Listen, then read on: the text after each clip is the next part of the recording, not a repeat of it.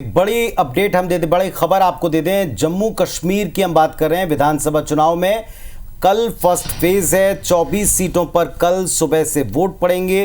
पहले चरण में 219 उम्मीदवार मैदान में हैं। भाजपा 16 सीटों पर चुनाव लड़ रही है। कांग्रेस और नेशनल कॉन्फ्रेंस सभी सीटों पर अपने उम्मीदवार उतार चुकी है। 10 साल के बाद, 2014 के बाद और धारा 370 हटने के बाद ये प्रदेश का पहला विधानसभा चुनाव है।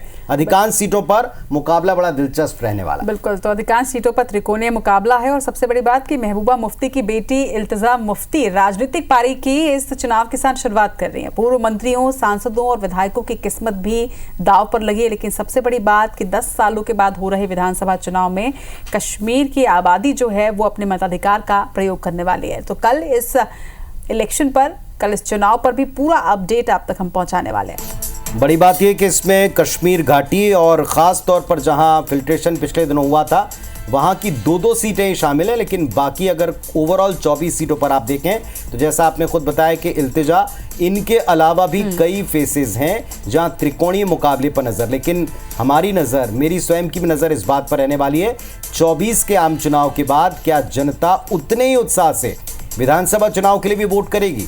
क्योंकि 24 में अभूतपूर्व वोटिंग दिखाई दी थी जम्मू कश्मीर में। अब की बार क्या जनता उतनी ही उत्साहित होकर वोट करती है, देखना होगा।